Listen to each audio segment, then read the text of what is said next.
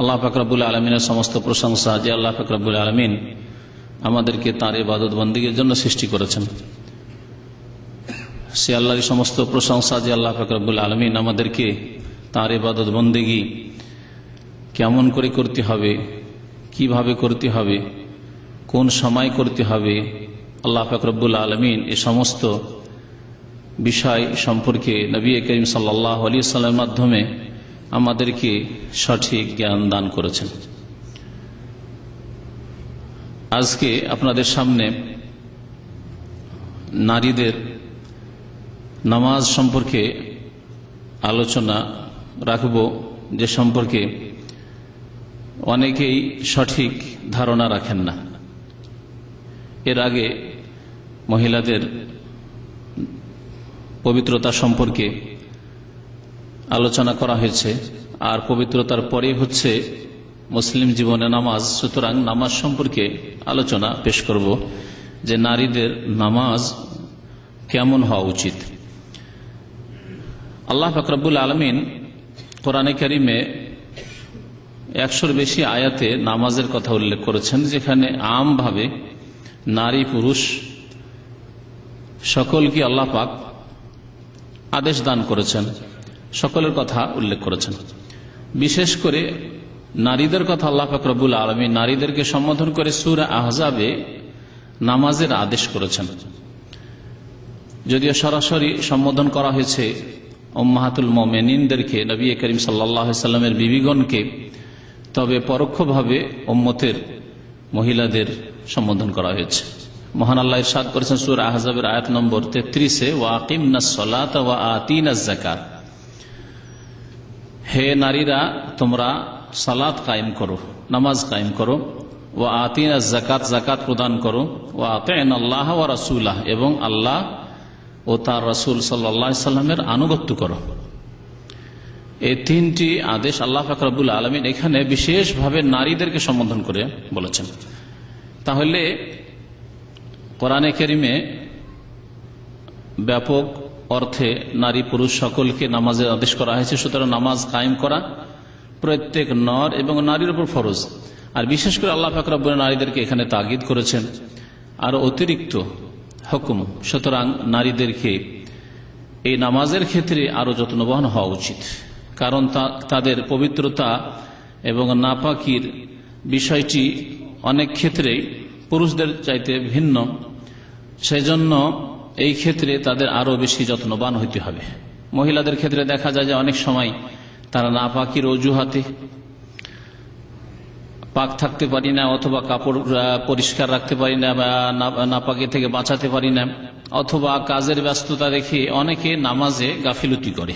আল্লাহ পাক রব্বুল আলামিন খাস ভাবে তাদেরকে আদেশ করছেন ওয়া আকিমনাস সালাতা ওয়া আতিনাজ যাকাত। এতে আরো জানতে পারলাম যে যদি নারীদের কাছে ধন সম্পদ থাকে যা নেশাবে পৌঁছে, তাহলে তাদের যাকাত দিতে হবে, এবং যাকাত তাদের উপর ফরজ। তাদের ধন সম্পদে, তাদের স্বর্ণে, তাদের চাঁদিতে তাদের উপর যাকাত ফরজ। তাদের স্বামীরা, তাদের অভিভাবকরা যদি স্বেচ্ছায় দিয়ে দেয় সেটি তাদের বিষয়, কিন্তু যেই ব্যক্তির ব্যক্তি মালিকানা রয়েছে এবং নারীদের ব্যক্তি মালিকানা রয়েছে, সুতরাং তাদের উপর যাকাত ফরজ, যাদের কাছে আল্লাহ পাক ধন সম্পদ দিয়েছেন এবং নেশাবে পৌঁছেছে। নামাজ সম্পর্কে আমাদের জানা আছে যে নামাজ হচ্ছে ইসলামের দ্বিতীয় অত্যন্ত গুরুত্বপূর্ণ স্তম্ভ। নামাজ ছাড়া দিন কায়েম হয় না, নামাজ ছাড়া দিন প্রতিষ্ঠিত হয় না। নামাজ হচ্ছে দিনের, ইসলামের স্তম্ভ। এই জন্য নামাজ ছেড়ে দিলে ইসলাম থাকে না। এবং নামাজের গুরুত্ব সম্পর্কে, নামাজ ছেড়ে দিলে ওর শাস্তি সম্পর্কে, এবং নামাজ না পড়লে, নামাজ না আদায় করলে, 5 ওয়াক্তে ঘাটতি করলে ইসলাম থাকে না, এই সম্পর্কে বিস্তারিত এর পূর্বে আলোচনা হয়েছে। যারা নামাজ পড়ে না তাদের জন্য কোরআনে কারিমে কঠোর শাস্তির কথা আল্লাহ পাক উল্লেখ করেছেন। ফাখালাফা মিন বাদিহিম খালফুন আদাউস সালাত ওয়াত্তাবাউশ শাহাওয়াতি ফাসাউফা ইয়ালকাউনা গায়্যা। মহান আল্লাহ ইরশাদ করেছেন সূরা মারইয়ামে যে পরবর্তীকালে কিছু লোকের আসবে আদাউস সালাত, যারা নামাজকে বিনষ্ট করবে। নামাজ বিনষ্ট করা কি? নামাজ বিনষ্ট করা সম্পর্কে অধিকাংশ তাফসীরকারগণ বলেছেন যে একেবারে নামাজ ছেড়ে দেওয়া নয়। যারা নামাজ ছাড়ে তারা তো নষ্ট করলই, কিন্তু যারা নামাজ পড়ে সময় মতো পড়ে না, নামাজ পড়ে কিন্তু সময় মতো নামাজ পড়ে না, ফজরের নামাজ সূর্য ওঠার পরে পড়ে, যা আজকাল অধিকাংশ নামাজি যারা তাদের অবস্থা। সূর্য ওঠার পরে নামাজ পড়ে, ডিউটি যাওয়ার সময় নামাজ পড়ে, জোহর আসরকে বিলম্ব করে একসাথে পড়ে, ডিউটি সেরে আসলো সারাদিন তারপরে পড়ে, ওয়াক্তের সময়ের পরোয়া নেই তাদের। এদেরকে নামাজ বিনষ্টকারী বলে আখ্যায়িত করা হয়েছে। তাফসীর কারগণ বলেছেন আদাউস-সালাহ, নামাজকে নষ্ট করলো মানে তারা নামাজ পড়ে কিন্তু তারা সময়গুলিকে নষ্ট করলো, নামাজের নির্ধারিত সময়ে নামাজ আদায় করলো না। ফাসাউফা ইয়ালকাউনা গাইয়া, এরা গাই নামক জাহান্নামের সম্মুখীন হবে। গাই এর একটি তাফসীর হচ্ছে জাহান্নাম, আর একটি তাফসীর হচ্ছে সর্বনাশ হওয়া, ক্ষতিগ্রস্ত হওয়া, খাসারা। ইন্নাল ইনসানা লাফি খুসর, আজকাল এখানকার মাতৃভাষা আপনারা খাসারা বুঝেন, লস। তো জাহান্নামের সম্মুখীন হবে অথবা সার্বিক দিক থেকে ক্ষতিগ্রস্ত যারা নামাজকে নষ্ট করবে, নামাজ সময় মতো আদায় করবে না। মহিলাদের একটি রোগ হচ্ছে যে নামাজ যদিও পড়ে তারা সময় মতো নামাজ আদায় করে না। ফাঁক শাকের বাহানায় জোহরের নামাজ 2টো 2:30, খাওয়া দাওয়া শেষ করে আসরের সাথে হয়তো 3টে 4টায় এরকম পড়লো, মাগরিবকে বিলম্ব করে দিল, এশার নামাজকে পড়লো রাত 10টা 11টা 12টা, বিলম্ব করে 10টা 11টার মধ্যে পড়লেও তো চলে, কিন্তু এমন যে অর্ধেক রাত পার হয়ে গেল, অর্ধেক রাত পার হয়ে গেলে এশার নামাজের সময় অধিকাংশ আইম্মা কেরামদের নিকট শেষ হয়ে যায়। নামাজের সম্পর্কে নারীদের বেশ কিছু মাসলা মাসাইল রয়েছে যেগুলি নারীদের সাথে খাস।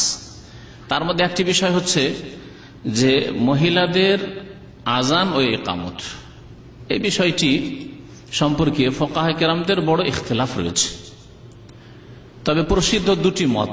ফুকাহে কেরামদের একদল বলছেন যে না, মহিলাদের আজান একামত নেই, আজানও নেই একামতও নেই, ঝামেলা সাপলোদের কাছে। আর একদল বলছেন না, তাদের আজান একামত আছে, তবে তাদের আওয়াজ যেন পুরুষরা না শোনে। এবং এই 2 দলের 2টি হাদিস তারা নিজ নিজ দলিলে পেশ করেছেন।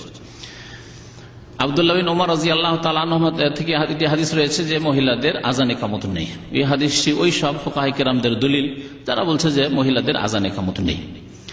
আর যারা বলছে যে আজান সাধারণত দিলে শুনতে পাবে আওয়াজ, সুতরাং আজান দেবে না, কিন্তু কমের পক্ষে একামত, যারা বলছেন যে আজান একামত মহিলাদের আছে, আজানের ক্ষেত্রে যদি জোরে আজান দিলেই তো শুনতে পাবে বাইরের লোকেরা, আর আজান পুরুষদেরকে শোনানো যাবে না। এই জন্য এই বিষয়টি জটিল। তারা দলিলে পেশ করেছেন যে মা আয়েশা রাদিয়াল্লাহু তাআলা আনহা, একটি হাদিস বর্ণনা রয়েছে তার থেকে, বাইহাকিতে হাদিসটি রয়েছে যে তিনি আজান একামত দিতেন, আজান একামত দিতেন। এই হাদিসটি ওই সব আইম্মায়ে কেরামদের দলিল যারা বলছে যে আজান একামত দিতে পারে, তবে আজানের ক্ষেত্রে মনে রাখবেন দিলেও আজানের আওয়াজ যাতে করে বাইরে অপর পুরুষের কান পর্যন্ত না যায়, তারা শুনতে না পায়। একামতের বিষয়টি এমন আজানের মতো নয়।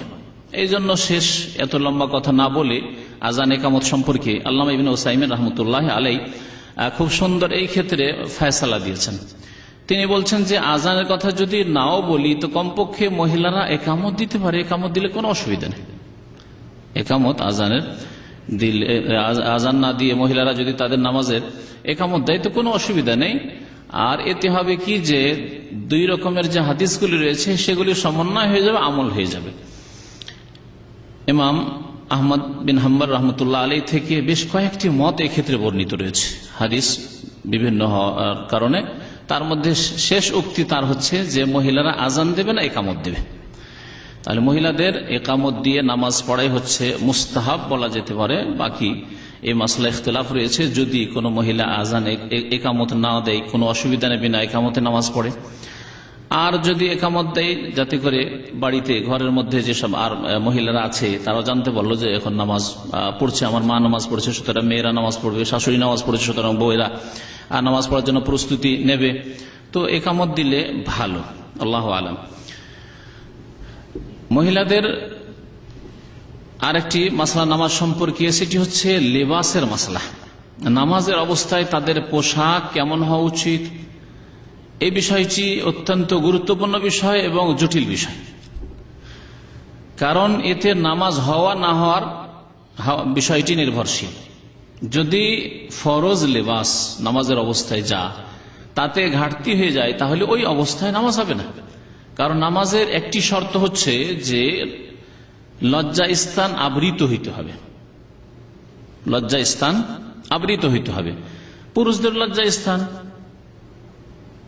নাভি থেকে হাঁটু পর্যন্ত। সুতরাং নামাজের অবস্থায় কোন পুরুষের যদি হাঁটুর কোনো অংশ খুলে যায়, হাঁটুর ওপরের কোনো অংশ, রানের কোনো অংশ খুলে যায়, অথবা নাভির নিচে কাপড় চলে যায়, নাভির সরাসরি পিছন দিকে কাপড় নেমে যায়, যেমন অনেক প্যান্ট পরা ভাইয়েরা যখন টান দেয় রুকুতে তখন পিছন দিকে কিন্তু প্যান্টটা নেমে চলে আসে, নামাজ হবে না। এগুলি বাস্তব বিষয়। ঠিক তেমনি মহিলাদের বিষয়টিকে আমাদেরকে বুঝতে হবে যে তাদের লজ্জাস্থান কতটুকু, মানে তাদের আওরাত আবৃত রাখতে হবে কতটুকু। মহিলাদের ক্ষেত্রে মাথা থেকে পা পর্যন্ত আলমার আত আওরাত, নবী করিম সাল্লাল্লাহু আলাইহি ওয়াসাল্লাম হাদিস রয়েছে যে মহিলারা হচ্ছে ঢেকে রাখার জাতি, আবৃত জাতি, তাদেরকে ঢেকে রাখতে হবে বা ঢেকে থাকতে হবে। সুতরাং নামাজের অবস্থায় এই মুখমণ্ডল চেহারা ছাড়া, যদি অপর পুরুষ না থাকে, অপর পুরুষ থাকলে চেহারাও ঢাকতে হবে। তাহলে হেজাব পর্দার বিষয় আর নামাজের লেবাস দুটো ভিন্ন ভিন্ন মাসলা। এই দুটো মাসলাকে অনেকে এক করে দিয়েছে মহিলাদের ক্ষেত্রে, যার ফলে তাদের এই দুটো বিষয় বুঝতে গিয়ে গোলমাল হয়েছে। আর বলে ফেলেছে না চেহারা খুলতে পারে না। হেজাবের ক্ষেত্রে বাইরে যখন বের হবে, অপর পুরুষের সামনে পড়তে পারে, তখন চেহারাও ঢাকতে হবে, হাতও ঢাকতে হবে, চেহারাও ঢাকতে হবে, পাও ঢাকবে। এটি হচ্ছে সহিহ। কিন্তু নামাজের অবস্থায় যখন অন্য কোনো অপর পুরুষ নেই, তখন নামাজের পোশাক, এক হচ্ছে নামাজের পোশাক তাহলে, আর আরেকটি বিষয় হচ্ছে হেজাব পর্দার পোশাক। পর্দার পোশাক বোরকা নিকাব সহ মুখমণ্ডল ঢাকা, এটি হচ্ছে হেজাব পর্দার পোশাক। হেজাব অর্থাৎ বাইরে অপর পুরুষের যেখানে সম্মুখীন হইতে পারে, সামনে যেতে পারে বা অপর পুরুষ সামনে আসতে পারে, তখন হেজাব করে থাকবে, পর্দা করে থাকবে। তাহলে পর্দার মাসলা আলাদা আর নামাজের পোশাকের বিষয়টি আলাদা বিষয়। নামাজের পোশাক হচ্ছে গোটা শরীর মহিলাদের ঢাকা থাকবে, মুখমণ্ডল ছাড়া। তাহলে মুখমণ্ডল মহিলাদের নামাজের অবস্থায় খোলা থাকবে, এতে কোনো দ্বিমত নেই। এখন বাকি থাকে হাত কবজি পর্যন্ত আর পা, দুই পা টাকানো পর্যন্ত আর হাত কবজি পর্যন্ত। এই সম্পর্কে ফুকাহা কিরামদের ইখতিলাফ আছে। নামাজের অবস্থায় মহিলারা কি হাত ঢাকতে হবে, হাতে মোজা পরে হোক আর যেভাবে হাত ঢেকে থাকবে, না হাত খুলতে পারে?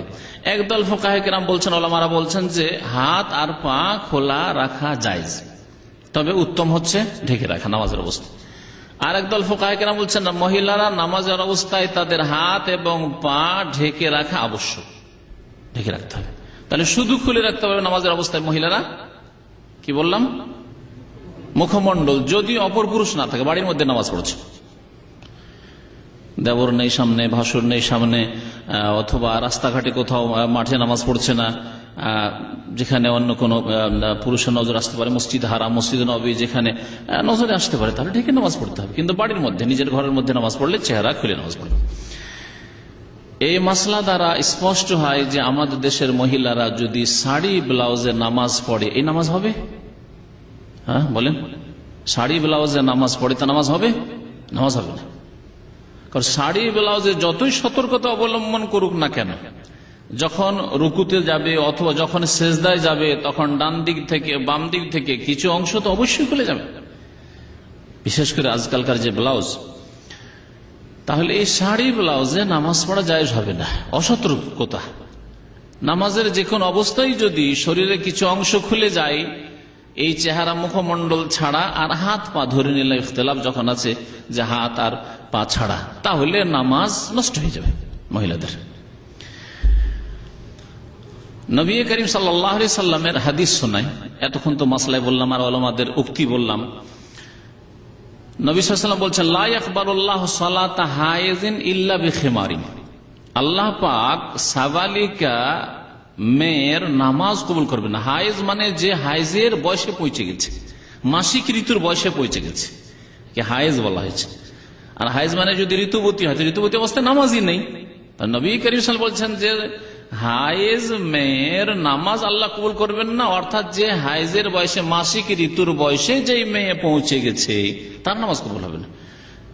তাহলে এর দ্বারা বোঝা গেল যে যেই মেয়ে এখনো নাবালিকা হয়ে আছে, এখনো মাসিক ঋতু আসেনি, তার জন্য ভিন্ন, তার জন্য এই মাসলা জরুরি নয়। কি মাসলা? যে আল্লাহ পাক নামাজ কবুল করবেন না সাবালিকা মেয়ের ইল্লা বিখেমারিন, বিনা ওড়না ছাড়া, খেমার ছাড়া।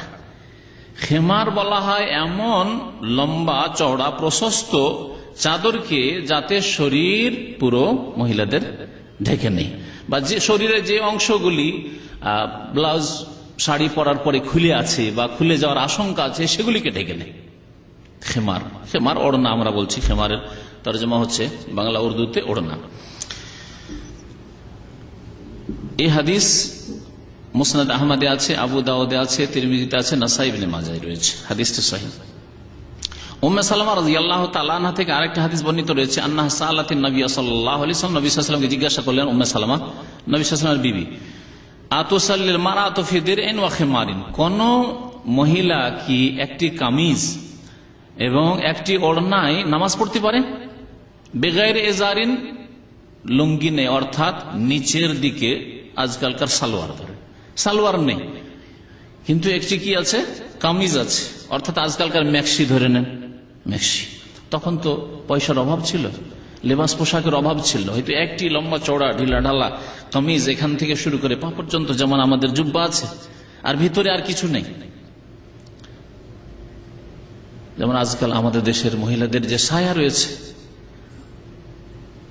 কারণ অনেকে আবার আমাদের দেশে এই সংশয় উঠিয়েছে যে না না না, সায়াতে নামাজ হবে না, সায়া শাড়িতে নামাজ হবে না, কারণ নিচের দিকে আবার ওই সালোয়ারের মতো কিছু হইতে হবে। এইরকম ধরনের মাসলা উঠিয়ে অনেকে অস্বস্থার সৃষ্টি করেছে। একটি যখন কামিজ, তাহলে বোঝা গেল যে নিচের দিক খোলা, নিচে সালোয়ার নেই, বেগাইরে এজার, কিছু নেই। জিজ্ঞাসা করলেন নবী করিম সাল্লাল্লাহু আলাইহি সাল্লামকে উম্মে সালামা রাদিয়াল্লাহু তাআলা আনহা, যে কোন মহিলা দিরহ মানে হচ্ছে জামা কামিজ, আর খেমার মানে হচ্ছে ওড়না, তার উপর ওড়না আছে, মাথা থেকে ঢাকা আছে, ঢিলা ঢালা ওড়না, আর একটা কামিজ আছে, বিনা ইজারে মানে বিনা সালোয়ারে, পায়জামা নেই। কাল নবী করিম সাল্লাল্লাহু আলাইহি ওয়াসাল্লাম বললেন, ইযা কানা দিরউ সাবিগান, যদি জামা লম্বা হয়, তাহলে জামা ছোট হলে আজকালকার যে কামিজগুলি আছে এই কামিজ তাহলে হবে না, যদি লম্বা হয় ম্যাক্সির মতো, তাহলে কতটা লম্বা হইতে হয়? ইউগাত্তি যুহুরা কাদমাইহা, মহিলার পায়ের ওপর ভাগকে যদি ঢেকে দেয়, ওপর ভাগকে যদি ঢেকে নেই বা ঢেকে দেয়, ইউগাত্তি যুহুরা কাদমাইহা, তাহলে পা পর্যন্ত ঢেকে। যারা বলেছেন যে পাও ঢাকতে হবে, তারা এই হাদিসের অংশটুকু পেশ করেছে, পাও ঢাকতে হবে।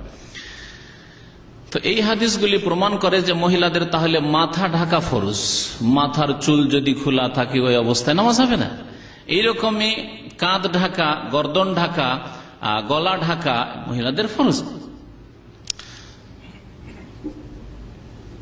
ইমাম ইবনে তাইমিয়া রাহমাতুল্লাহ আলাইহি বলছেন, তার মাজমুল ফাতাওয়া 37 খণ্ডে রয়েছে, এই মাজমুল ফাতাওয়ার 22তম খণ্ডের 113-114 পৃষ্ঠায়, ফাইনাল মারাত আল্লাহ সাল্লাত ওয়াহদাহা, মহিলা যদি একাও নামাজ পড়ে, কানাত মামুরাতান বিল ইখতিমার, তবুও তাকে ওড়না পড়তে হবে।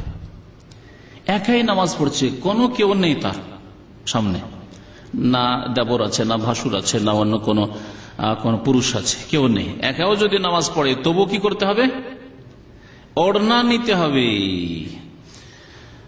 ওয়াফি গায়রি সালাতি ইয়াজুজু লাহা কাশফু রাসি ফি বাইতিহা, কিন্তু নামাজের মধ্যে নেই, নিজের বাড়িতে আছে, স্বামী আছে, ছেলেরা আছে, তাহলে এই অবস্থায় নামাজের বাইরে তার জন্য মাথা খোলা যায় ফি বাইতিহা, নিজের বাড়িতে, অপরের বাড়িতে নয়। অপর বাড়িতে যেখানে হঠাৎ করে অপর পুরুষ হঠাৎ ঢুকতে পারে, কারো বাড়ি মেহমান হয়ে গেছে, অনেক মহিলারা কিন্তু এইরকমই করে, অপরের বাড়িতে গিয়ে বোরকা খুলে ফেলেছে, ওড়নাও খুলে ফেলেছে, মাথার চুল খুলে আছে, আর হঠাৎ করে হয়তো বাড়িওয়ালা ঢুকলো, ও জানে না যে এখানে কোনো মহিলা আছে, আর নিজে আমার স্ত্রী আছে মনে করে ঢুকে পড়লো, সমস্যা না।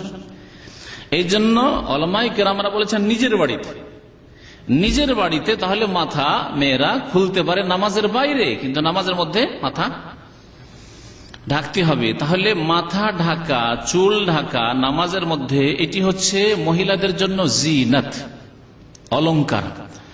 সাজসজ্জা গ্রহণ করা, যার আল্লাহ পাক আদেশ করেছেন কোরআনে কারীমের একটি আয়াতে, ইয়া বানি আদম খুযু যিনাতাকুম ইনদা কুল্লি মসজিদ, হে আদম সন্তান সন্ততি, তোমরা তোমাদের জিনাত গ্রহণ করো, সাজসজ্জা গ্রহণ করো, ইনদা কুল্লি মসজিদ, প্রত্যেক মসজিদে, অর্থাৎ নামাজের সময়। এই আদেশ যেমন পুরুষদেরকে তেমন মহিলাদেরকে। সুতরাং বলছেন ইমাম ইবনে তাইমিয়া রাহমাতুল্লাহ, ফাখযু যিনাত ফিস সালাতি হাক্কুন লিল্লাহ, তাহলে জিনত গ্রহণ করা অর্থাৎ মাথা ঢাকা, মহিলাদের চেহারা ছাড়া শরীরের সমস্ত অংশ ঢেকে রাখা, এটি আল্লাহর হক। এটা অপর পুরুষ আসছে এই জন্য নয়, আল্লাহর হক এটি। কেউ থাক আর না থাক, নামাজের অবস্থায় গোটা শরীর ঢাকা থাকতে হবে মুখমণ্ডল ছাড়া। এইরকমই উদাহরণ দেখেন তাওয়াফের ক্ষেত্রে। ইমাম ইবনে তাইমিয়া বলছেন যে তাওয়াফের সময় যদি কোনো বান্দা না থাকে, যদি আজকাল হয়তো কল্পনা করা যায় না 24 ঘন্টা তাওয়াফ চলতে আছে আর লোকজনের সমাগম আছে, কিন্তু এমন একটা যুগ ছিল, হইতে পারে গভীর রাত্রে কেউ নেই, হয়তো আজকে থেকে 1000 বছর আগে, বা এমন এমন যুগগুলিও কেটেছে মক্কার উপর, যেই যুগে নিরাপত্তাহীনতা ছিল, নিরাপত্তা ছিল না, তখন মানুষই নেই, হয়তো জনশূন্য। তাহলে কোনো মানুষ নেই, তাই বলে কি উলঙ্গ হয়ে তাওয়াফ করা যাবে? কোনো মানুষ তো দেখে না। বলছেন কোন ব্যক্তির জন্য জায়েজ নয় যে উলঙ্গ হয়ে তাওয়াফ করে, ওয়ালাউ কানা ওয়াহদাহু বিল্লাইল, যদিও রাতের অন্ধকারে হোক না কেন, একাই। ওয়ালা ইউসাল্লি ওরিয়ান ওয়ালাউ কানা ওয়াহদাহু, কেউ যদি একা থাকে, যে আমি বাড়িতে আছি আর আমি তাহাজ্জুদ নামাজ পড়ছি, আর এখানে তো কেউ দেখবে না, রাতে সকলে ঘুমিয়ে আছে, কেউ জেগে নেই, উলঙ্গ নামাজ পড়লে নামাজ হবে? নামাজ হবে না। ওই রকমই মহিলাদের বিষয়টি। এলা আন কাল, তারপরে বলছেন ফালাইসাতিল আওরাতু ফিস সালাতি মুরতাবিতাতান বিআওরাতিন নাজরি, তাহলে নামাজের অবস্থায় যে শরীরকে আবৃত করতে হবে, এই বিষয়টির সম্পর্ক কেউ দেখে নেবে এর সাথে নাই, বরং আল্লাহর হক এটি। কেউ দেখুক আর নাই দেখুক, কোন পুরুষ থাক আর নাই থাক, আল্লাহর হক হচ্ছে যে নামাজের অবস্থায় মহিলারা শরীরকে ঢেকে রাখবে। মনে রাখবেন যে শুধু বললাম চেহারার কথা, যাতে কোনো ইখতিলাফ নেই যে চেহারা খুলে রাখবে নামাজের অবস্থায়, যদি বাড়িতে নামাজ পড়ে যেখানে অপর পুরুষ নেই। আর হাত আর পায়ে ইখতিলাফ রয়েছে, উত্তম হচ্ছে তাও ঢেকে রাখা। মহিলাদের নামাজের আরেকটি বিষয় হচ্ছে যে তাদের জামাত করে নামাজ পড়া। সকলে মহিলা ইমাম দিয়ে যদি জামাত করে, তাহলে এই সম্পর্কেও ইখতিলাফ আছে। একদল বলছে না, জামাত করবে না, অপছন্দনীয় বা জায়েজ নয়। আরেক দল বলছে যে মুস্তাহাব, আরেক দল বলছে যে জায়েজ, মুবাহ। এই সমস্ত ইখতিলাফের শেষ খোলাসা হচ্ছে, সার হচ্ছে যে মহিলারা যদি এক দল থাকে বাড়িতে, যে কোনো বাড়িতে, মা আছে, তার মেয়েরা আছে, তাহলে জামাত করে নামাজ পড়া মুস্তাহাব। ওয়া লাআল্লা রাজি ইস্তিহবাবুহু, যত ইখতিলাফ রয়েছে তার মধ্যে সবচাইতে উত্তম মাসলা হচ্ছে যে জামাত করে মহিলাদের নামাজ পড়া হচ্ছে মুস্তাহাব। কারণ মহিলাদেরকে দেখা যায় যে এক বাড়িতে 5-7 মহিলা আছে, একা একা নামাজ পড়বে। 5 আছে, শাশুড়ি আছে 6 বউগুলোকে দিয়ে, না বউরা নিজের নিজের ঘরে আলাদা আলাদা নামাজ পড়েছে, কেউ কখন কেউ কখন কেউ কখন, এইরকম আমাদের দেশের নামাজের দৃশ্য ঠিক এইরকমই। এই ক্ষেত্রে ওয়াজিব না হইলেও তাদের জন্য জামাত করা, পুরুষদের জন্য জামাত করা ওয়াজিব, মহিলাদের ক্ষেত্রে মুস্তাহাব, অর্থাৎ তাতে বেশি নেকি আছে। জামাত করে তারা নামাজ পড়বে। কারণ জামাত করলে হবে কি, অনেকে হয়তো বেশ কিছু মাসলা মাসাইল জানে না, একে অপর থেকে শিখবে। এছাড়া জামাতে নামাজ পড়লে ঐক্য আসবে, জামাতে নামাজ পড়লে খুশু খুজুবি এসে আসবে, জামাতে নামাজ পড়লে ভুলবে না, শয়তানি ওয়াসওয়াসা কম হবে। একা নামাজ পড়লে দেখবেন বেশিরভাগ ভুলে যান, করে কাত হইলেও না হইলেও কি পড়লাম নাই পড়লাম, হ্যাঁ। কিন্তু একসাথে নামাজ পড়লে সাধারণত ভুলেন না, বিশেষ করে ইমাম যে দায়িত্ব নিয়েছে ও তো ভুলে না। সুতরাং একসাথে জামাত করে নামাজ পড়লে ভালো। জামাত করলে তাদের কেরাত উচ্চস্বরে পড়তে পারে। ওয়াতাজহারুল মারআতু বিল কিরাত, কেরাত উচ্চস্বরে পড়তে পারবে। শর্ত হচ্ছে যে আশেপাশে যেন অপর পুরুষ না শোনে। নিজের স্বামী শুনলে কোনো দোষ নেই, নিজের বাবা শুনলে কোনো দোষ নেই, নিজের ছেলেরা শুনলে কোনো দোষ নেই, নিজের আপন ভাইয়েরা শুনলে কোনো দোষ নেই। কিন্তু চাচাতো ভাই, মামাতো ভাই, খালাতো ভাই, ফুফাতো ভাই, দেবর, ভাসুর শুনছে না, ওই রকম জোরে তেলাওয়াত করবে না। এবং এই জামাতের ক্ষেত্রে জামাতের জামাত যখন করবে মহিলা ইমাম কাতারের সামনে দাঁড়াবে না কাতারের প্রথম কাতারের মাঝখানে দাঁড়াবে। ফাকামা ফি ওয়াসতিহিন হাদিস রয়েছে, মধ্যখানে দাঁড়ালো ইমাম, যে ইমামতি করলো মধ্যখানে দাঁড়াবে। পুরুষদের জন্য মধ্যখানে এই জন্য ইমাম দাঁড়ানো জায়েজ নয়। তিনজন হলে কি করবে? সামনে এগিয়ে যাবে, যদি সামনে জায়গা নেই আর পিছনে জায়গা নেই, খুব ভিড় আছে। কারণ আমাদের দেশের মানুষেরা এই ভুলটি করে, মহিলাদের মতো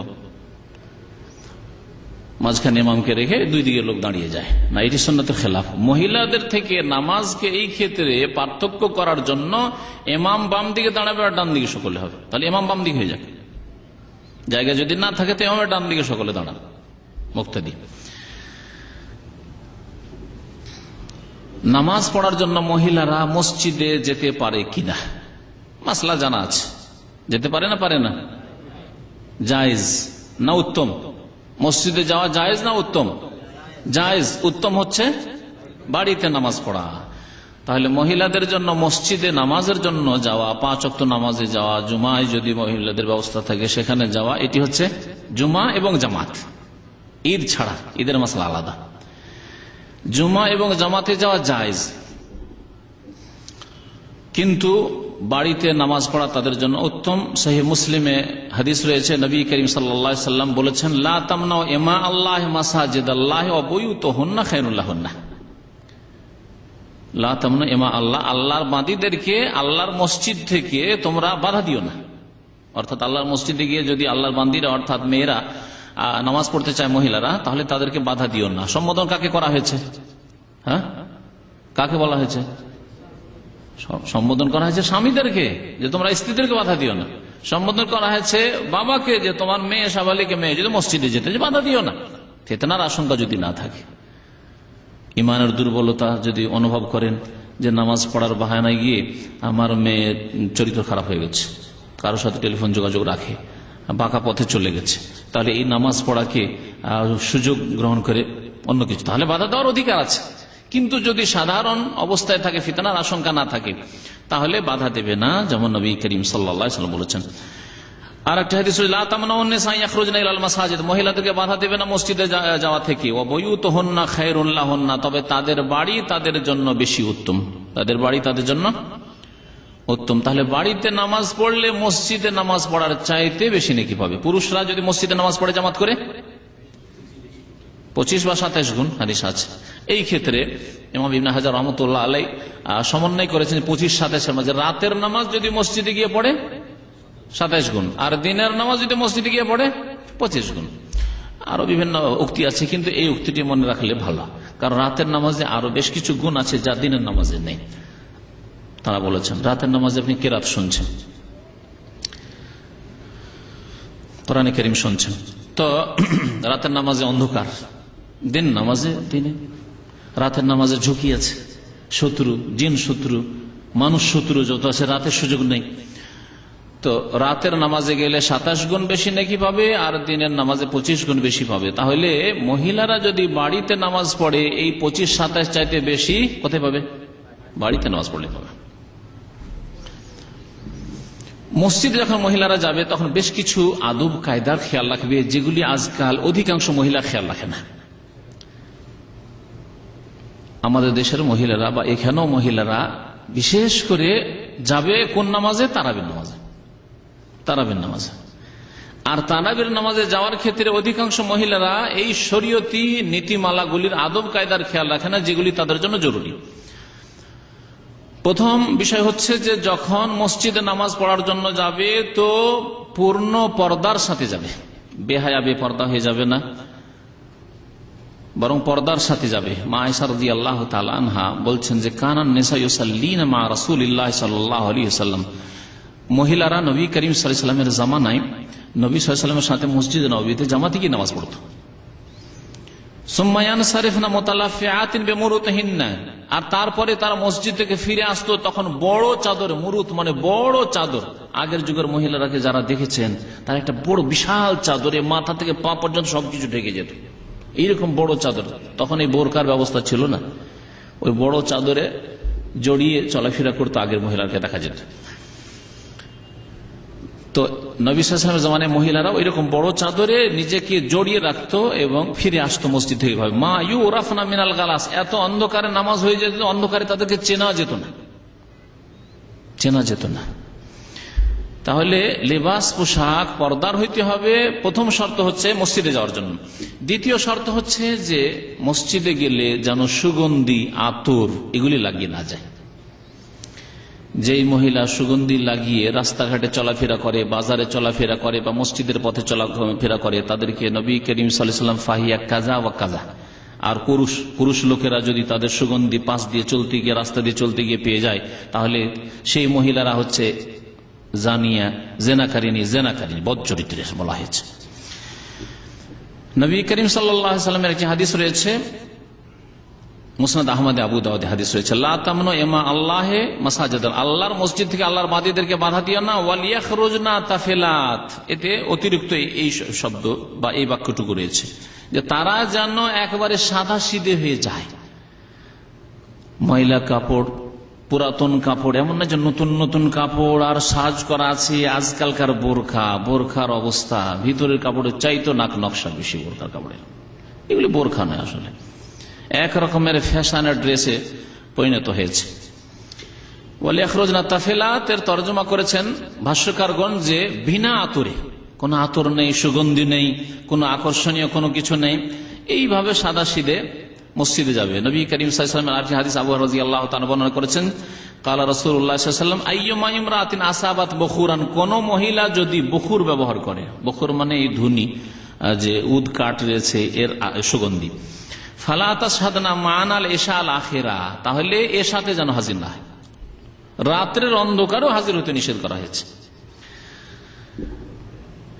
সহিহ মুসলিমে ইবনে মাসউদ রাদিয়াল্লাহু তাআলা আনহর বিবি যায়েনব রাদিয়াল্লাহু তাআলা আনহা থেকে বর্ণিত, ইজা শাহাদাত ইহদাকুন্নাল মসজিদা, হে মহিলারা তোমাদের কেউ যদি মসজিদে নামাজ পড়তে আসতে চায়, ফালা তামাসসা তিবান, তাহলে খুশবু, সুগন্ধি যেন ব্যবহার না করে। তাহলে সুগন্ধি ব্যবহার করে কোন মহিলার মসজিদে যাওয়া জায়েজ নয়। ইমাম শাওকানি রাহমাতুল্লাহ আলাইহি হাদিসগুলিকে সামনে রেখে বলছেন যে এর উপরে ওই সব বিষয়গুলিকে কিয়াস করে নিতে হবে যে এমন কোন আকর্ষণীয় বস্তু যাতে করে না থাকে, যেগুলি ফিতনা সৃষ্টি করতে পারে অথবা পুরুষদের আকর্ষণ বাড়াইতে পারে, এমন কিছু না থাকে। এইরকম ভাবে যদি মসজিদে যায় তাহলে ঠিক আছে। আর যদি কোনো আকর্ষণ থাকে, ফিতনা সৃষ্টি করার কারণ হয়, সেই লেবাসের মধ্যেই বিভিন্ন নকশার কারণে হোক, যেমন আজকালকার বোরখায়, অথবা সুগন্ধির কারণে হোক, তাহলে মসজিদে যাওয়া জায়েজ নয়। মসজিদে যাওয়াই যদি জায়েজ না হয়, তো আজকাল বাজারে মহিলাদের এই সাজওয়ালা বোরখা পরে যাওয়া কি জায়েজ? মোটেই জায়েজ নয়। সাজওয়ালা বোরখা পরলে স্বামীর সামনে পড়েন, যার জন্য জিনত, যাকে খুশি করাই হচ্ছে আপনার মুখ্য উদ্দেশ্য। আল্লাহ পাক যেন আমাদের মহিলাদেরকে হিদায়াত দান করেন। মহিলারা যখন মসজিদে যাবে তখন ভালো ভালো কাপড়, যাতে আকর্ষণ রয়েছে, ভালো ভালো কাপড় পরে নেয়। সালোয়ার কামিজও পরে দেখা যাচ্ছে, আর সুন্দর নকশা রয়েছে, এইরকমই অলংকার পরে যাচ্ছে, পায়ে অলংকার দেখা যাচ্ছে, হাতে অলংকার, চুড়ি দেখা যাচ্ছে, এইভাবে যাবে না, জায়েজ নয়। মা আয়েশা রাদিয়াল্লাহু তাআলা আনহা, তার জামানার কথা, নবী সাল্লাল্লাহু আলাইহি ওয়াসাল্লাম ইন্তেকালের পরে তার যুগেই যে কিছু মহিলারাকে দেখে তিনি মন্তব্য করেছিলেন, ওই হাদিসটি শোনেন, বুখারী মুসলিমে রয়েছে। লাউ আন্না রাসূলুল্লাহ রাআ মিনান নিসা মা রাআইনা, যদি নবী করিম সাল্লাল্লাহু আলাইহি ওয়াসাল্লাম দেখতে পেতেন মহিলাদের চরিত্র যা আমরা দেখলাম। কতদিন হয়েছে? মাত্র হয়তো 25, 30, 40 বছরও হয়নি। নবী সাল্লাল্লাহু আলাইহি ওয়াসাল্লাম ইন্তেকালের পরে এই 25, 30 বছর, 40 বছরের মধ্যেই তিনি বলছেন যে যা আমরা দেখলাম মহিলাদের চরিত্র, তা যদি নবী করিম সাল্লাল্লাহু আলাইহি ওয়াসাল্লাম দেখে নিতেন, লামানাহুন্না মিনাল মসজিদে, তাহলে মসজিদে যেতে অবশ্যই বাধা দিয়ে দিতেন রাসূলুল্লাহ সাল্লাল্লাহু আলাইহি ওয়াসাল্লাম। এটি হচ্ছে খেয়াল ধারণা মা আয়েশা রাদিয়াল্লাহু তাআলা আনহার। কামা মানাত বানু ইসরাঈল নিসা, যেমন বনি ইসরাঈলরা তাদের মহিলাদেরকে নিষেধ করে দিয়েছে। বনি ইসরাঈলরা মুসা আলাইহিস সালামের জামানার পরে ইমানদার তারা ছিল, তাদের বিবিদের দেখলো, তাদের স্ত্রীদের দেখলো যে এদের চরিত্র খারাপ হতে লেগেছে, বেহায়া বেপরদা হতে লেগেছে, সুতরাং তাদেরকে বলে তোমাদের বাইরে যাওয়া চলবে না, মসজিদে যাওয়া, ইবাদত বন্দেগীতে যাওয়া চলবে না, ঘরে। তো এইরকমই নবী সাল্লাল্লাহু আলাইহি ওয়াসাল্লাম বাধা দিতেন মহিলাদের।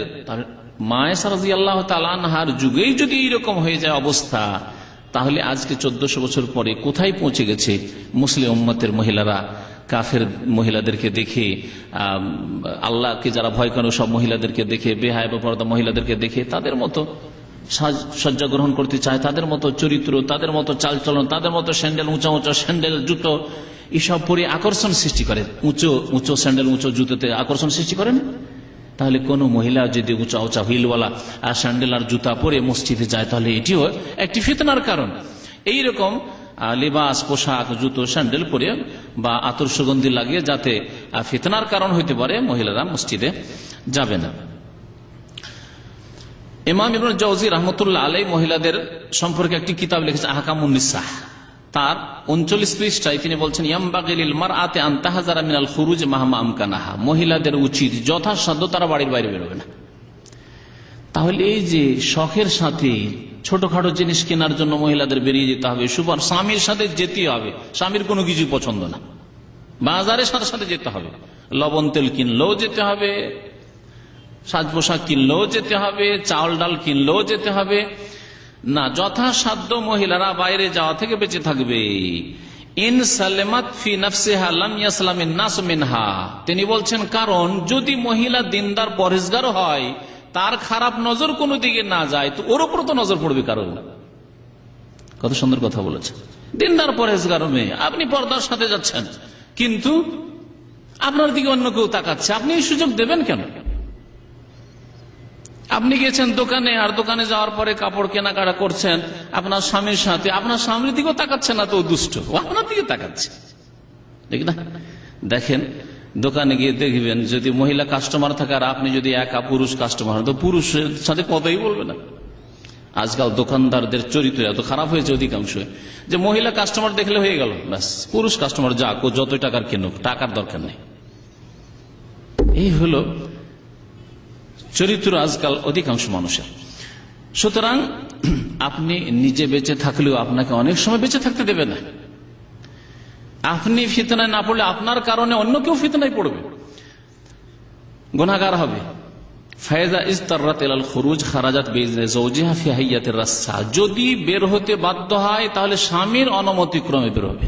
স্বামী যদি বলে যে যাও, ঠিক আছে বাজারে যাও, তো যাবে, এবং যাবে ফি হাইয়াতির রাসসাতিন, পুরানা কাপড় পরে, ফাটা কাপড় পরে, যাতে করে কোন আকর্ষণ না থাকে, একেবারে সাদা সিধা কাপড় পরে। এবং এমন রাস্তা দিয়ে চলবে যে রাস্তাগুলি দিয়ে সাধারণত ভিড়ভাড় করে পুরুষ লোকেরা চলাফেরা করে না, যে রাস্তা দিয়ে লোকজন কম চলাফেরা করে। ওয়াহতারাজাত মিন সামা'i সাউতিহা, আর বেঁচে থাকবে যে এমন না হয় যে গিয়ে জোরে জোরে কথা বলছে দোকানদারের সাথে, এটার দাম কত, ওইটার দাম কত, এটা কেমন, ওইটা কেমন। কিছু আজকাল অধিকাংশ মহিলাদের অবস্থা এরকম, স্বামী চুপচাপ দাঁড়িয়ে আছে আর ও কথা বলছে দোকানদারের সাথে, এইরকম করবে না। ও মাসাত ফি জানিবি তারিক লা ফি ওয়াসাতিহি, রাস্তা দিয়ে যখন চলবে রাস্তার কিনারা দিয়ে চলবে, মধ্য রাস্তা দিয়ে না। আজকাল বুক ফুলিয়ে একবার মধ্য রাস্তা দিয়ে মহিলা চলছে, দিনদার পরেজগার লোক হলে পালাতে দিশা পায় না, যে কোন দিক দিয়ে যাবে, ডান দিকে কাটবে না বাম দিকে কাটবে, তুমি দেখো না, ওইরকম না। নবী করিম সাল্লাল্লাহু আলাইহি ওয়াসাল্লামের জামানায় সাহাবী মহিলাগণ তারা রাস্তার কিনারা দিয়ে এমন ভাবে চলতেন সতর্ক ভাবে, যে তাদের কাপড়গুলি মনে হইতো যে টাটির বেড়া আছে রাস্তার পাশে, তাতে লেগে যাবে, খেজুর পাতার বেড়া, খেজুর পাতায় লেগে যাবে, খেজুরের ডালে লেগে যাবে, কাপড় কাঁটাতে লেগে যাবে, খেজুরের কাঁটা লেগে যাবে, এইরকম আশঙ্কা হতো।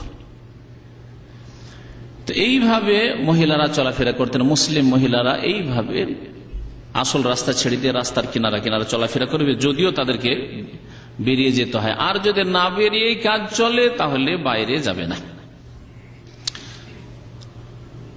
মহিলা যদি পুরুষের পেছনে নামাজ পড়ে মুক্তাদি হয়ে, আর একটি বিষয়, এর আগের মাসলা ছিল যে মহিলারা শুধু মহিলা আছে আর মহিলাদের জামাত, এখানে পুরুষদের জামাত, পুরুষদের জামাতে যদি মহিলা নামাজ পড়ে আর একজন মহিলা যদি থাকে তাহলে কি করবে?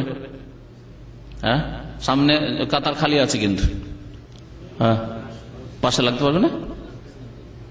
মক্কা মদিনায় হজের, মদিনায় তো সাধারণত হয় না, কিন্তু মক্কায় হজের মৌসুমে হচ্ছে, সেটা শরীয়ত নাই, কারণ সেটা হচ্ছে বাধ্যতামূলক। নিরুপায় অবস্থা, চলতে চলতে নামাজ চারিদিকে শুরু হয়ে গেছে, এখন করবেন কি? আপনি আপনার ওয়াইফকে নিয়ে, আপনার মাকে নিয়ে হজে এসেছেন, আর এদিকেও যেতে পারেন ওইদিকেও যেতে পারেন না, হয় দাঁড়িয়ে থাকেন আর না হলে মাকে নিয়ে যদি দু ভাই থাকেন তো মধ্যখানে রেখে কোন রকম নামাজ পড়ে নেন, কোন একটা কিছু করেন, তাহলে এই ক্ষেত্রে বলা যাবে যে এটা হচ্ছে বাধ্যতামূলক অবস্থা। বাধ্যতামূলক অবস্থায় শরীয়তের বিধিবিধান আলাদা, সেটা আসল শরীয়ত নাই। নিরুপায় অবস্থায়, যেমন নিরুপায় অবস্থায় মদ খেয়ে যান বাঁচাতে হবে, পিপাসা লেগেছে, অনাহারে মরে যাচ্ছেন, তখন শুকুরের গোস্ত কুকুরের গোস্ত হালাল। ঠিক তেমনি এই যে মক্কায় হজের মৌসুমে আর বিশেষ করে 27 রমজানে যে ভিড় ভাড় হয়, তাতে অনেক সময় আপনি আর কোনো দিকে যেতে পারলেন না, আপনার সাথে ফ্যামিলি আছে, আপনি যে ফিরে চলে যাবেন নিজের রুমে তাও যেতে পারছেন না। তখন যেখানে আছেন সেখানে যদি নামাজ পড়েন আপনার স্ত্রীকে নিয়ে যথাসাধ্য, ফাত্তাকুল্লাহ মাস্তাতাতু, আল্লাহ বলছেন যথাসাধ্য আল্লাহকে ভয় করে, এই ক্ষেত্রে সেটা সেখানে। কিন্তু যদি জায়গা থাকে পিছনে, তাহলে কখনো কোনো পুরুষের পাশে কোনো মহিলা লাগবে না, এমনকি যদি নাবালক ছেলে থাকে তার পাশেও লাগবে না। সুন্নাত তরিকা শুনেন, নবী করিম সাল্লাল্লাহু আলাইহি ওয়াসাল্লামের সাহাবায়ে কেরামদের জামানায় কিভাবে তারা দাঁড়াইতো। পুরুষদের পিছনে হবে নাবালক ছেলেরা, আর নাবালকদের পিছনে, নাবালকের পিছনে হবে মহিলা, যদিও বুড়ি হোক না কেন, বৃদ্ধা হোক না কেন। আজুজ হাদিসে এসেছে যে অত্যন্ত বৃদ্ধা ছিল, তারপরে পেছনে একাই দাঁড়িয়েছে, দাদি অথবা নানি ছিল। আনাস রাদিয়াল্লাহু তাআলা বর্ণনা করছেন, হিনা সাল্লাল্লাহু আলাইহি রাসূলুল্লাহ সাল্লাল্লাহু আলাইহি ওয়াসাল্লাম, নবী সাল্লাল্লাহু আলাইহি ওয়াসাল্লাম তাদেরকে নামাজ পড়েন, বলছেন যে কুমতু আনা ওয়াল ইয়াতীম ওয়ারাহু, আমি আর আরেকজন ইয়তীম ছিল, ছেলে ইয়তীম মানে নাবালক ছেলে, তাহলে নাবালক হলে আর ইয়তীম থাকে না। আমাদের দেশের মানুষ বাপ যদি মরে গিয়ে এটা তো ইয়তীম, 40 বছর বয়সে আর ইয়তীম রে, না ইয়তীম নাই, সাবালক হলে আর ইয়তীম থাকে না। আমি এবং ইয়তীম নবী সাল্লাল্লাহু আলাইহি ওয়াসাল্লামের পেছনে ছিলাম, ওয়াকামাতিল আজুজু মিন ওয়ারাইনা, আর বৃদ্ধা মহিলা আমার দাদি সে আমাদের পেছনে ছিল। তাহলে পিছনে দাদি হোক, নানি হোক, নিজের স্ত্রী হোক, পাশে দাঁড়ানো তাহলে জায়েজ নাই। আজকাল অধিকাংশ মহিলা দাদি নানির জিজ্ঞাসা করে না মাসলা, মা খালার মাসলা জিজ্ঞাসা করে আমার স্ত্রীকে পাশে নিয়ে নামাজ পড়তে পারবো কিনা, এই মাসলা খুব জিজ্ঞেস করে। জীবনের একটাই শখ থেকে গেছে পাশে নিয়ে নামাজ পড়া। তো স্ত্রী হইলেও পিছনে নামাজ পড়াইতে হবে।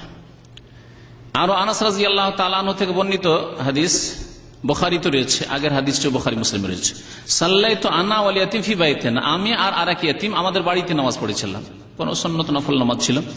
খালফান নবী সাল্লাল্লাহু আলাইহি ওয়াসাল্লামের পেছনে নবী সাল্লাল্লাহু আলাইহি ওয়াসাল্লাম এসে বাড়িতে নামাজ পড়িয়ে দিলেন। ওয়া উম্মি খালফানা, আমার মা আমাদের পিছনে ছিল, উম্মে সুলাইম আমার মা আমাদের পিছনে ছিল। তাহলে মা ছেলের পাশে নয়, নাবালক ছেলের পাশে নয়, বরং পিছনে দাঁড়াবে। রাওয়াহুল বুখারী, সহিহ বুখারী হাদিস। ওয়াইন কানাল হুজুর মিনান নিসা আকসার মিন ওয়াহিদা, একজন মহিলা যদি হয় একা, কোন পুরুষের নামাজ জায়েজ নাই। কাতারের পিছনে একা অনেকে দাঁড়িয়ে যায়, এখানে যদি জায়গা সামনে থাকে জামাত ধরার জন্য, রুকু ধরার জন্য, যে এই কাতরা ধরে নি, না চলবে না, রুকু ধরার জন্য আর এই রাকাতটা পেয়ে যায় এই জন্য, অথচ সামনে জায়গা আছে, পিছনে একা দাঁড়ানো জায়েজ না, এই নামাজ হবে না। নবী করিম সাল্লাল্লাহু আলাইহি ওয়াসাল্লাম পুরুষদেরকে আমারাহু আন ইউঈদা সালাত, নামাজ পুনরায় দোহরাইতে বলেছেন, যে পুনরায় নামাজ পড়ো, নামাজ হবে না এইভাবে। জায়গা থাকলে, জায়গা নেই, দেখছেন দুই দিক থেকে ফুল হয়ে গেছে কাতার, আপনি আসলেন, আর কারো অপেক্ষা করার দরকার নেই, তখন ফাত্তাকুল্লাহ মাস্তাতাতুম, যথাসাধ্য আল্লাহকে ভয় করে একা লেগে যেতে পারেন। এই একটি মত উলামায়ে কেরামদের আছে, এটি বেশি ঠিক। আর একটি মত আছে একজনকে টানেন, টেনে ওর নামাজের খুশু খুজু নষ্ট না করে, ইজতিহাদি ফতোয়া না দিয়ে একাই দাঁড়িয়ে যান, এই ক্ষেত্রে কোনো অসুবিধা নেই। মহিলাদের ক্ষেত্রে মাসলা বলছিলাম যে মহিলারা যদি একাও হয় তবু একা দাঁড়াবে, কিন্তু কোন পুরুষের এমনকি নাবালক ছেলের পাশে দাঁড়াবে না। মহিলা যদি একাধিক হয়, 2 জন 3 জন 4 জন, তাহলে তাদের কাতার সবচেয়ে পিছনে হবে, সব শেষে হবে। নবী করিম সাল্লাল্লাহু আলাইহি ওয়াসাল্লাম বলেছেন, খায়রু সুফুফির রিজালি আউয়ালুহা ওয়া শাররুহা আখিরুহা, পুরুষদের সবচাইতে উত্তম কাতার হচ্ছে আগের কাতার, সামনের কাতার। ওয়া শাররুহা আখিরুহা, আর সবচাইতে খারাপ কাতার হচ্ছে শেষের, পিছনের কাতার। ওয়া খায়রু সুফুফিন নিসা আখিরুহা, আর সবচাইতে উত্তম কাতার মহিলাদের হচ্ছে পেছনের কাতার। ওয়া শাররুহা আউয়ালুহা, আর সবচেয়ে আগের কাতার হচ্ছে খারাপ কাতার। কেন? মহিলাদের আগের কাতার সবচাইতে নিকৃষ্ট কাতার, শাররুহা বলা হয়েছে, খারাপ। কারণ সামনে পুরুষের কাছাকাছি কাতার লেগে আছে। সেই জন্য যত পুরুষ থেকে তাহলে দূরে থাকবে তত বেশি উত্তম হবে তাদের নামাজ, তত বেশি তাদের নামাজ যে ফজিলত তারা পাবে। তাহলে যদি পিছন দিকে জায়গা বেশি থাকে তাহলে একটু দূরেই লাগুক তারা। মহিলাদের আরেকটি মাসলা হচ্ছে সাহর ক্ষেত্রে নামাজ যদি সহ হয়ে যায়, ভুল হয়ে যায় ইমাম সাহেবের, তো ইমামকে স্মরণ করিয়ে দেওয়ার ক্ষেত্রে পুরুষদের এবং মহিলাদের মাঝে কি আছে? পার্থক্য আছে। পুরুষরা কি করবে? না আল্লাহ আকবার বলবে। এই আল্লাহ আকবার বলার বিদাত আমাদের দেশে কোথা থেকে যে আসলো আজ পর্যন্ত খুঁজে পেলাম না। না হাদিসে আছে, না ফিকার কিতাব আছে, না হানাফি ফিকাতে, না শাফি, না মালিকি, না হাম্বলি, কোনো ফিকাই নেই। কিন্তু আমার দেশের মানুষরা ইন্ডিয়া, পাকিস্তান, বাংলাদেশের মানুষদেরকে দেখা যায় এইখানেও কোন দেশে বলে অভ্যাস আছে, তো যদি ইমাম ভুল করে দেয় কি বলে? আল্লাহ আকবার। জানি না বিশেষ ক্ষেত্রে না সব ক্ষেত্রে আল্লাহ পাক জানে, বেশি করে দিলে কম করে দিলে না কোন ক্ষেত্রে বলে না যায়, আপনারা বেশি জানেন হয়তো। আল্লাহ আকবার বলে অথচ আল্লাহ আকবার নেই। হাদিসে গেছে আত-তাসবিহু লির-রিজাল, পুরুষরা ইমামকে স্মরণ করাবে বা কোনো কিছু ঘটলে তা সংশোধন করাবে কিভাবে? তাসবির মাধ্যমে। তাসবিহ কাকে বলে? সুবহানাল্লাহ বলবে। সুবহানাল্লাহ বললে ইমাম সচেতন হয়ে যাবে যে আমার কোনো ভুল হয়েছে। আচ্ছা, আমরা শুধু এই বিষয়টি বয়ান করি কারণ আমি আরেকটু বেশি বয়ান করতে চাইছি, কারণ হাদিস আছে মান্না বা হুসাইয়ুন ফি সালাতি, নামাজে কোনো কিছু যদি পেশ আসে, কোন সমস্যা যদি নামাজে দেখা দেয় তাহলে ফালিয়াসাব্বিহির রিজাল, পুরুষরা যেন তাসবিহ পড়ে। তাহলে এই কথা বলা হয়নি যে ইমাম যদি শুধু ভুল করে আর তার ভুল সংশোধনের জন্য তাসবিহ পড়ে। নামাজের অবস্থায় ইমাম খেয়াল করেনি কিন্তু মুক্তাদি দেখতে পেয়েছে যে সাপ। আরেকটি মাসলা, মুক্তাদি দেখতে পেয়েছে যে বাঘ ঢুকে গেছে, সেজদে গেলে মানুষ খাবে ধরে ধরে, কি করবে? সুবহানাল্লাহ। এজা না বাহু শাইয়ুন, কোনো কিছু যদি পেশ আসে, কোনো সমস্যা যদি দেখতে পাও, তাহলে এই মাসলা, এই হাদিসটিকে যদি এইভাবে আমরা বুঝে রাখি তাহলে শুধু ওই সহজে আমরা হাদিসকে সীমিত করব না যে সহ হয়ে গেছে, ভুল হয়ে গেছে। সহ মানে ভুল হওয়া, ইমামের ভুল হয়েছে তখন শুধু সুবহানাল্লাহ না, যে কোনো কিছু সমস্যা থাকে আর যদি সেই ক্ষেত্রে সতর্ক করতে হয়, আল্লাহ না করে কোনো শত্রু এসে মুসল্লিদের উপর, আজকাল যে পাকিস্তানে শোনেন যে মসজিদের মধ্যে গুলি চলছে, তাই না?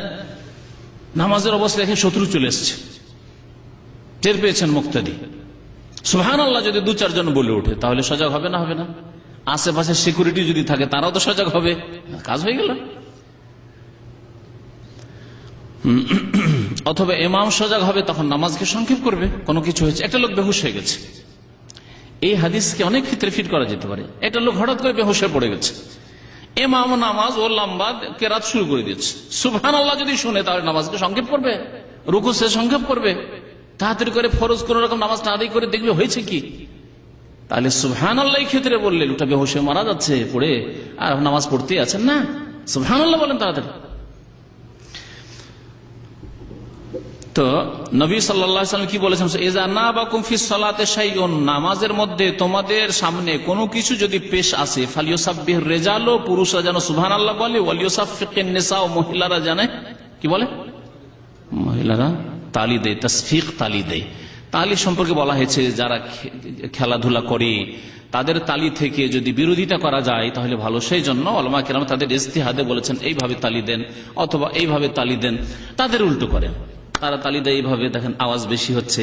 আর এই তালি দেওয়া কাফের মুশরিকদের ইবাদত বন্দেগী উপাসনা বলা হয়েছে, মা কানা সালাতু মিনাল বাইতি ইল্লা মুকাআ ওয়া তাসদিয়া। কোরআনে কারিমে আল্লাহ পাক বলেছেন যে বাইতুল্লাহর আশেপাশে মক্কার মুশরিকরা, আরবের কাফেররা যখন ইবাদত উপাসনা পুজো পাঠ করত তখন তারা, দেখেন না আজকাল খেলাধুলায়, আজকাল কিছু কিছু ইসলামের নামে অনুষ্ঠান হয় তাতেও তালি বাজায়। আশ্চর্য লাগে এক শ্রেণীর আলেমদেরকে যে তারা কি করে এগুলিকে জায়েজ করে বা এগুলিকে কি করে সমর্থন করে।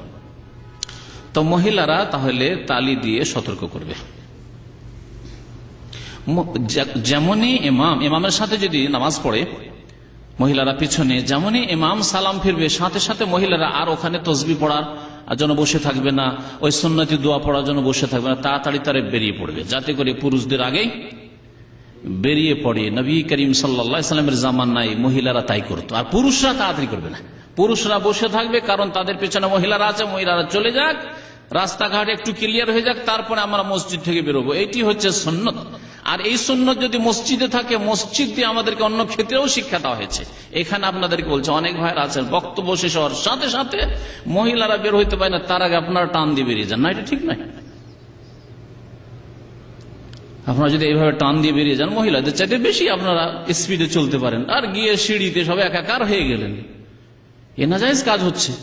সুতরাং এই ক্ষেত্রে আপনাদের কিছুক্ষণ অপেক্ষা করা উচিত, আর মহিলাদের উচিত তাড়াতাড়ি চলে যাওয়া, মহিলারা আগে বেরিয়ে, অথবা থেকে যাক। যদি দেখা যায় যে না, আমি একাই যেতে পারবো না, আমার স্বামী দেরি করে বেরোবে, তাহলে বসে থেকে যাক। পুরুষরা যখন চলে যাবে তখন মহিলারা বের হবে। দুটোর একটি হইতে হবে। কিন্তু একসাথে ওই দিক থেকে ওরা টান দিল, আর এই দিক থেকে আপনারা টান দিলেন, আর সিঁড়িতে গিয়ে একাকার হয়ে গেলেন, না, এইভাবে করা নবী করিম সাল্লাল্লাহু আলাইহি ওয়াসাল্লামের আদর্শের খেলাফ, এবং এগুলি হচ্ছে বিভিন্ন গুনহার কারণ।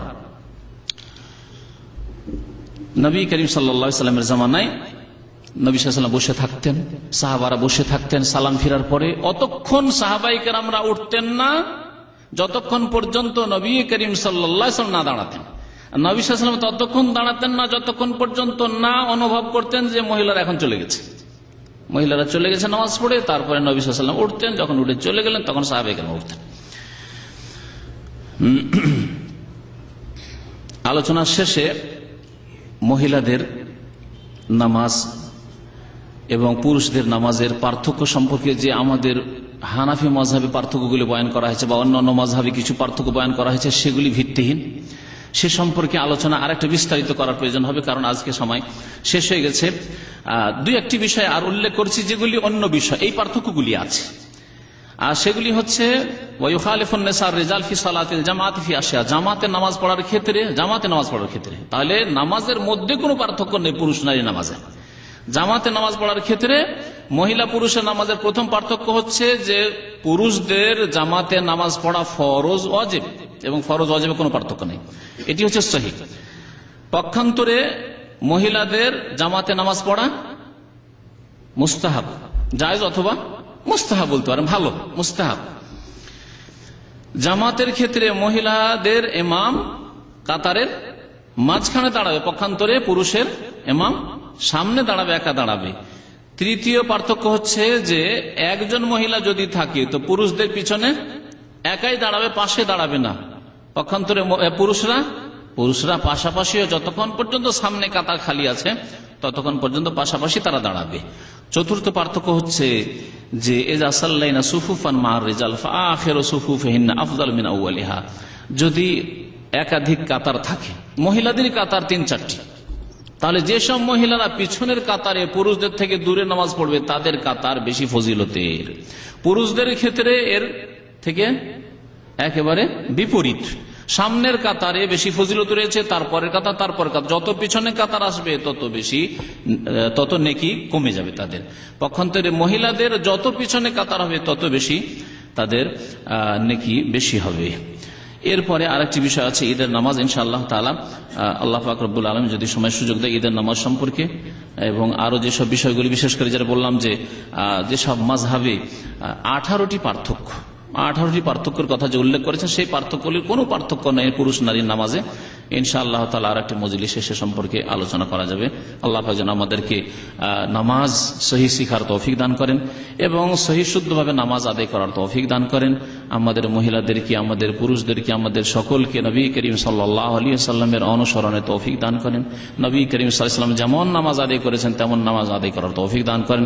আল্লাহ পাক আমাদের 5 ওয়াক্ত নামাজ যেন কবুল করেন এবং 5 ওয়াক্ত নামাজের হেফাজতের জন্য তৌফিক দান করেন। আল্লাহ পাক আমাদের অতীতের ভুল ভ্রান্তি গুনাহ খাতা যেন মাফ করে দেন। রব্বানা তাকাব্বাল মিন্না ইন্নাকা আনতাস সামিউল আলিম। সুবহান রাব্বিকা রাব্বিল ইজ্জাতি আম্মা ইয়াসিফুন ওয়া সালামুন আলাল মুরসালিন ওয়ালহামদুলিল্লাহি রাব্বিল আলামিন। এক ভাই সালাম জানিয়েছেন এবং তার নিকট আত্মীয় অসুস্থ রয়েছে, আপনাদের কাছে দোয়া চেয়েছেন। আল্লাহ পাক যেন শিফা দান করেন এবং আমাদের ওই রকম যেসব ভাইরা অসুস্থ রয়েছেন, যেসব ভাইদের ছেলে মেয়েরা অসুস্থ রয়েছে, আল্লাহ পাক সকলকে যেন আরোগ্য দান করেন। আল্লাহ আমাদের গুনাহ খাতা যেন মাফ করেন। আল্লাহ পাক যেন আমাদেরকে না দুনিয়াতে আযাব দেন না আখিরাতে আযাব দেন। আল্লাহ পাক যেন আমাদেরকে রক্ষা করেন। এক ভাই জিজ্ঞাসা করেছে, উর্দু রেডিও জেদ্দা থেকে একটি হাদিস বলে পেশ করেছে যে তোমরা এমন জিকির করো যাতে তোমাদের পাগল বলা হয়, তো এই হাদিসটি সহিহ নয়। এই হাদিস এমন জিকির করো যাতে তোমাদের বলা হয় তাই কালা মজনুন, এই হাদিস জয়ীফ। এই হাদিস সম্পর্কে বিস্তারিত আলোচনা আমার এক বক্তব্যে আছে, যাতে হয় ওই চরমনাইয়ের উপরে যে আলোচনা আছে অথবা অন্য কোন আলোচনাতে আছে, তো চরমনাই আলোচনাতে আছে, কারণ ওরা এই হাদিসগুলি খুব বেশি পেশ করে আর ওই পাগলামি করার চেষ্টা করে, লাফ দেয় ওই শামিয়ানার ওপর, আর কোথায় প্যান্ডেলের, কোথায় কি গাছে, আবার ওই এমন গাছে দেয় না যে গাছে মরে যাবে, মানে বাঁচে যাতে। তো এইরকম কেন? যদি বেহুশি পাগলই হয় তাহলে এমন লাভ তো বাঁচি আর মরি, হ্যাঁ, পুকুরে লাভ দিয়ে ডুবে যাক। তো কথা হচ্ছে আল্লাহ পাক হিদায়াত করে। এসব জাল জয়ীফ হাদিস নবী সাল্লাল্লাহু আলাইহি ওয়াসাল্লাম থেকে প্রমাণিত নাই। আর রেডিও জেদ্দাতে যেসব উর্দু বক্তারা আছে তার মধ্যে বেশ কিছু বিদাতি বক্তা আছে, পাকিস্তানি বিদাতি বক্তা আছে, বা ইন্ডিয়া পাকিস্তানি বক্তা বেশি উর্দুতে জানা আছে আমার।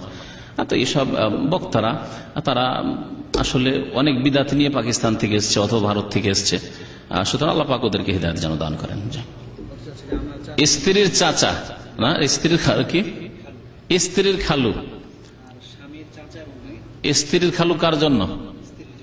ও না, খালু মাহরাম নাই, কারণ খালা মারা গেলে অথবা খালাকে তালাক দিলে বিয়ে করা যায়, সেজন্য খালু মাহরাম নাই। জি, স্বামীর চাচা না, স্বামীর চাচা মাহরাম নাই, স্বামীর ভাগনা মাহরাম নাই। মাহরাম শুধু শ্বশুর, মাহরাম শুধু শ্বশুর। আল্লাহ বলছেন হালাইল আবনাইকুম, পঞ্চম পারা চতুর্থ পারার শেষ কোরআনে কারীমের এবং পঞ্চম পারার শুরুতে আল্লাহ পাক রব্বুল আলামিন যেসব নারীদেরকে হারাম করা হয়েছে তাদের উল্লেখ করতে বলেছে হালাইল আবনা, তোমাদের ছেলেদের বিবিগণ তোমাদের হারাম। তাহলে বোঝা গেল যে শ্বশুর হচ্ছে মাহরাম। শ্বশুর ছাড়া, আপন শ্বশুর ছাড়া, চাচাতো শ্বশুর, মামাতো শ্বশুর, খালাতো শ্বশুর, ওগুলো শ্বশুর নাই, ওগুলো আমাদের দেশীয় শ্বশুর, আসলে ওগুলো শরীয়তের আলোকে শ্বশুর নাই। হ্যাঁ, চাচি মামের মাহরাম নাই। চাচা ছেড়ে দিলে অথবা চাচা মারা গেলে চাচিকে বিয়ে করা যায়, মামা মারা গেলে মামিকে বিয়ে করা যায়, অথবা ছেড়ে দিলেও বিয়ে করা যায়। সুতরাং এই ক্ষেত্রে আরো সতর্ক থাকতে হবে। আমার বাল্যকালের একটা ঘটনা, মানে যা শুনেছি আর কি, আর জানিও যে ওই মামির কাছে গিয়ে গল্প করতো, আর ছেলে সাবালক, আর মামা হচ্ছে চাষি, আর এ ছেলে শিক্ষিত, আর কি ওই গড়বড়ি করে ফেলেছে। সুতরাং এখানে ফিতনা ফিতনা ফিতনা। জি, সুতরাং মামির কাছে ওইভাবে নির্জনতা অবলম্বন করবে না। ঠিক আছে, আমাদের সমাজে কিছু জিনিস জরুরি আছে, যেমন কথা বলা, মামি কেমন আছেন, সালাম আলাইকুম মামি কেমন আছেন, সালাম আলাইকুম চাচি কেমন আছেন, আপনি ওটা পর্দার আড়াল থেকে করতে পারেন। যদি সামনে চলে আসে তো আপনি নজর, কথা বলছেন, এরকম কথা বলতে পারেন। আমরা অনেক সময় ব্যস্ততায় যখন থাকি এদিকে কম্পিউটার, হ্যাঁ সালাম আলাইকুম কেমন আছেন, আচ্ছা করতে পারছি, তো এই ক্ষেত্রে করতে পারবো নিশ্চয়। তাহলে সামাজিকতা যদি কিছুটা রক্ষা করতে চান, রক্ষা করে আপনি শরীয়ত বাঁচাতে পারবেন, কিন্তু সামাজিকতাকে প্রাধান্য দিলে হবে না। আপনাকে দিনকে, ইসলামকে প্রাধান্য দিয়ে সমাজকে রক্ষা করতে হবে, সামাজিকতার খেয়াল রাখতে হবে। সামাজিকতার ক্ষেত্রে একেবারে যদি চাচির সাথে কথা না বলেন তাহলে আপনি যেন তাদের একবারে হয়ে যাচ্ছেন। একেবারে যদি মামার বাড়ি গিয়ে মামির সাথে কথা না বলতে, বড় সমস্যা। আসসালামু আলাইকুম মামি কেমন আছেন, ভালো আছেন, নির্জনে ঘরের মধ্যে ঢুকতে হবে না, বাইরে মামা আছে ওখানেই। তারপরে এই বিষয়গুলি যখন তাদেরকে জানিয়ে দেবেন, তারাও একটু পর্দার সাথে আসবে, গায়ে হাতে কাপড় দিয়ে আসবে, মাথায় কাপড় দিয়ে আসবে। চেহারা হাতের ব্যাপারে অনেকটাই হয়তো এইসব ক্ষেত্রে যদি মামার সামনে হয়, সকলের সামনে হয়, নানি দাদি আছে তাদের সামনে হয়, তাহলে অনেকটাই ফিতনা থেকে মুক্ত। নির্জনতা অবলম্বন করলে ফিতনার আশঙ্কা আছে, নিয়ে সফর করলে এক ডিস্ট্রিক্ট থেকে আর ডিস্ট্রিক্ট সফর করলে আশঙ্কা আছে, সেগুলি করবেন না মোটেই। সেগুলি সামাজিকতা নয়, সেগুলি নাজায়েজ কাজ, হারাম কাজ। কিন্তু আপনি মামার বাড়ি গেছেন, মামি চলে আসলো, ভাগিনা কেমন আছো, মামা কেমন আছো, ভালো আছি মামি, আপনি কেমন আছেন, যথেষ্ট। রক্তপানের হাদিস সম্পর্কে জিজ্ঞাসা করেছেন, আমি গত সপ্তাহে এগুলো নিয়ে একটু রিসার্চ করছিলাম, ইনশাআল্লাহ হাদিস জড়ো করেছি, জমা করেছি। আর জাল জয়ীফের সিরিজ সম্পর্কে আমার কিছু বক্তব্য এই বছর হবে ইনশাআল্লাহ, তার মধ্যে এই রক্তপানের হাদিসগুলি পেশ করবো ইনশাআল্লাহ। তাতে জানতে পারবেন যে রক্তপানের হাদিস সহিহ নাই। সাল্লাল্লাহু আলাইহি ওয়া সাল্লাম মুহাম্মদ ওয়া আলা আলিহি ওয়া সাহবিহি আজমাইন।